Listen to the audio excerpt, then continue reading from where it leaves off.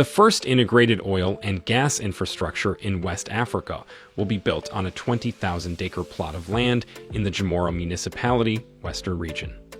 At its peak, it can house 3 refineries with a minimum capacity of 300,000 barrels per stream day each, 5 petrochemical plants, jetties and port infrastructure, 10 million cubic meters of storage tanks, gas infrastructure, and ancillary infrastructure. Ghana's president, His Excellency Nana Addo Dankwa Akufo-Addo, and Energy Minister, His Excellency Dr. Mathew Opuko, have both expressed their belief in the establishment of a petroleum hub and its ability to propel the country's petrochemical sector. The petroleum hub is going to be a major development in terms of the economic impact that it's going to have in the areas of job creation and the development of our petroleum industry, the president noted, adding, "The goals of the hub are massive, including but not limited to our GDP, increasing the volume of taxes from our hub, revenue for the state, and all these will major for the economy." Hi, you're welcome to my channel. Thank you for choosing to watch my video. If this is your first time of watching, you're so welcome. This channel is more focused on showing how modern and innovative Africa is becoming. So if you are interested in seeing more, then kindly click the subscribing button to join the family, then click the bell for more videos. The Petroleum Hub Development Corporation Bill was passed by Parliament in 2020 in a strategic effort to stimulate socioeconomic growth by advancing Ghana's position as a hub for the petrochemical industry in the West African region and globally. The bill also includes a memorandum stating that the hub would supply petroleum and petrochemical products to meet domestic and regional demand, with President Akufo-Addo stating that the project's goals are consistent with the African Continental Free Trade Area Project, a strategic framework aimed at accelerating intra-African trade.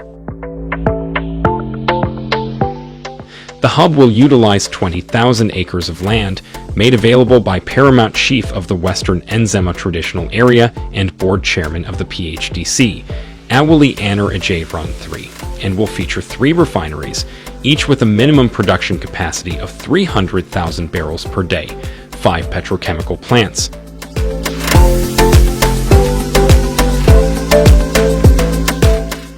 industrial infrastructure, and 10 million cubic meters of storage capability, and is expected to cost $60 billion.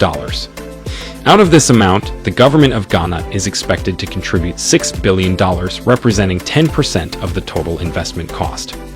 The entire multi-billion project, though facilitated by government, is designed to be purely private sector funding, attracting investors across the petroleum value chain.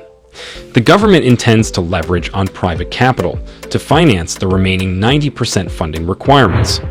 The contribution of the government Ghana would be targeted at providing the initial basic infrastructure, including land acquisition, payment of compensation, construction of road and railway networks, and extension of the area, social amenities such as water and electricity. Aside from establishing the institution to drive the project, the government's role is to provide land, off-site infrastructure, tax breaks, and other benefits to the project. Over the next decade, the project will be implemented in 3 stages. The Chief Executive of the National Petroleum Authority, NPA, Dr. Mustafa Abdul Hamid, says Ghana is best placed to attract investments into its petroleum hub because of political stability, geographical location, robust downstream sector, and its high-quality crude oil.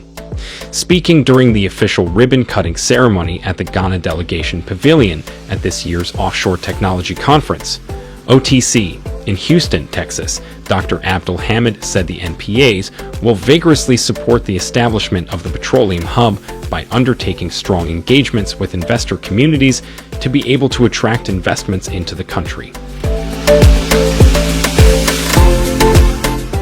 It will also monitor the quality of petroleum products to ensure they meet specified standards, he stressed.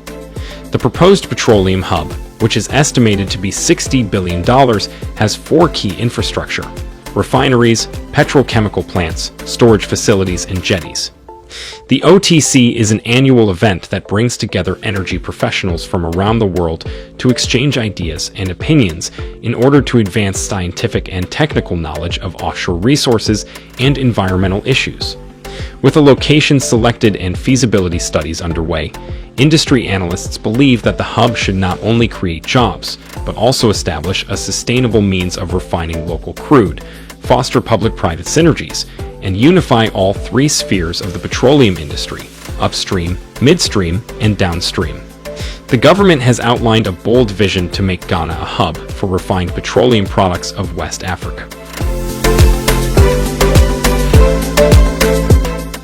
The project is expected to contribute enormously to economic growth through value addition to petroleum resources and job creation, and also to accelerate the growth of Ghana's downstream petroleum sector and make the country a major player in Africa's oil and gas industry. Government is targeting $1.56 billion in export tax revenue through the project, which is projected to create about 780,000 jobs and increase GDP by more than half by 2030. We expect to serve the VLCCS and ULCCS and also explore the market opportunities in the sub-region, Dr. Yebo said after a stakeholder engagement with residents of Bonnier. An estimated $12 billion is needed to fund the first phase of the three-phase project. The first phase comprises land valuation and compensation, followed by development of petrochemical plants, a refinery, and tank farms. Tax receipts from the downstream value chain operations will also boost the government's revenue to undertake development interventions. Thank you for watching. If there are any tips you think should be on this list but is not, leave a comment, let us know. Help our channel grow. We hope this video has been helpful to you. Support us by liking the video,